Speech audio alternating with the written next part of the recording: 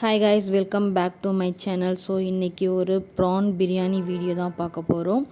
So prawn biryani video நான் already video போட்டிருப்பேன். So இன்றைக்கி வந்து எங்கள் ஹஸ்பண்ட் கிட்டே நான் கேட்டிருந்தேன் எனக்கு செஞ்சு கொடுங்க அப்படின்னு சொல்லிட்டு. ஸோ இன்றைக்கி வந்து அவங்க ரெசிபி தான் இன்றைக்கி நம்ம பார்க்க போகிறோம். அவர் எப்படி செய்வார் பிரியாணி அப்படின்னு. ஆக்சுவலாக அவங்க வந்து குக்கரில் செய்யவே மாட்டாங்க, தம் போட்டு தான் செய்வாங்க. ஆனால் வந்து குக்கரில் தம் போட்டு செஞ்சு தரேன் அப்படின்னு சொல்லியிருந்தாங்க. நான் வந்து வீடியோ கொஞ்சம் லேட்டாக தான் எடுக்கிற மாதிரி ஆகிடுச்சு. அதுக்குள்ளே அவங்க போட்டு எல்லாமே வதக்க ஆரம்பிச்சிட்டாங்க. பார்த்திங்கன்னா தக்காளி, வெங்காயம் ஆல்ரெடி போட்டு வதக்கிட்டு இருந்தாங்க. தயிர், பச்சை மிளகா, கருவேப்பிலை, கொத்தமல்லி, ஸோ ஆல்ரெடி எல்லாமே எடுத்து அரிஞ்சு கொடுத்துட்டேன், வச்சு அவங்க செஞ்சிட்டு இருந்தாங்க.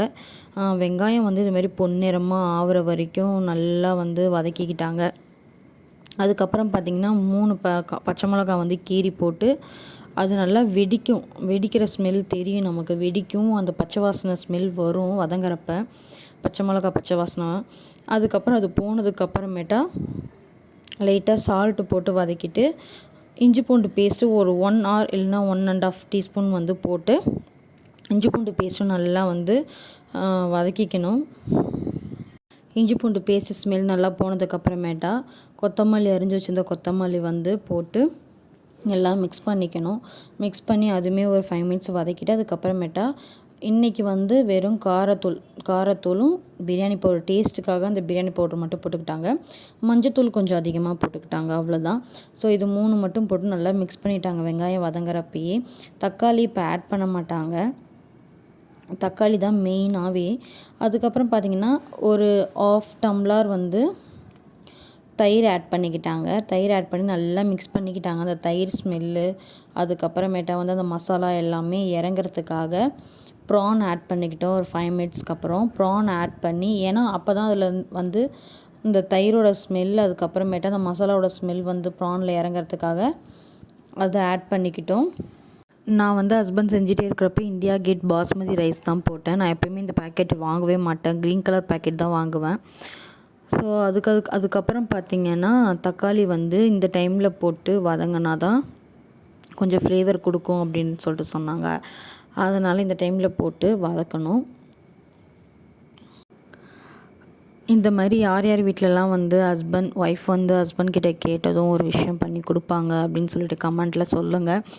ஸோ எங்கள் வீட்டில் அப்படி தான், என் ஹஸ்பண்ட் நான் எது கேட்டாலுமே செய்வாங்க. ஸோ செய்ய மாட்டேன் அப்படின்னு சொல்ல மாட்டாங்க. ஸோ அதுக்கப்புறம் பார்த்திங்கன்னா பாஸ்மதி ரைஸால் இந்த படியால் வந்து 2.5 tumbler வந்து அரிசி போட்டிருந்தேன். ஸோ அதுவுமே ஒரு பக்கம் ஊற வச்சாச்சு. அதுக்கப்புறமேட்டா லைட்டாக வந்து தண்ணி மட்டும் ஆட் பண்ணிக்கிட்டோம். ஸோ அந்த வீடியோ எடுக்க முடியல. புதினாவும் கடைசியாக போட்டுட்டு நல்லா வந்து மிக்ஸ் பண்ணி விட்டுட்டாங்க. மிக்ஸ் பண்ணி விட்டுட்டு தண்ணி லைட்டாக கொதிக்கிற அளவுக்கு விட்டுட்டு அதுக்கப்புறமேட்டா மறுபடியும் தண்ணி ஆட் பண்ணி அரிசி போட்டுக்கலாம் அப்படி சொல்லிட்டு வெயிட் பண்ணிட்டோம். அது வந்து செய்கிறப்பயே செம்ம ஸ்மெல்லாக இருந்துச்சு. அது மட்டும் இல்லை, வேறு எந்த கலருமே ஆட் பண்ணலை. ஆனால் அதுவே வந்து நல்ல ஃப்ளேவர் கொடுக்க ஆரம்பிச்சிது. அந்த லைட்டாக வந்து பிரியாணி பவுடரும் காரத்தூளும். ஸோ இதுக்கே அது காஷ்மீரி மிளகாத்தூள் கூட கிடையாது, நார்மல் கார பவுட்ரு தான்.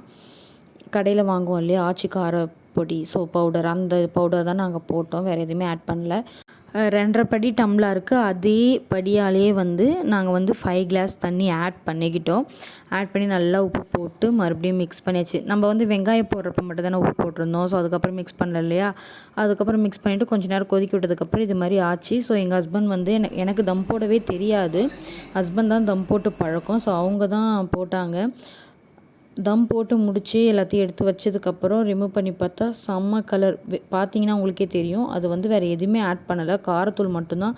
பட் ஆனால் கலர்ஃபுல்லாக இருந்துச்சு, டேஸ்ட்டும் வேறு லெவலில் இருந்துச்சு. இதை எல்லோரும் வீட்டில் செஞ்சு பார்த்துட்டு எனக்கு கமெண்ட்டில் சொல்லுங்கள். லைக் பண்ணுங்கள், ஷேர் பண்ணுங்கள், கமெண்ட் பண்ணுங்கள், அண்ட் கண்டிப்பாக சப்ஸ்கிரைப் பண்ணிக்கோங்க.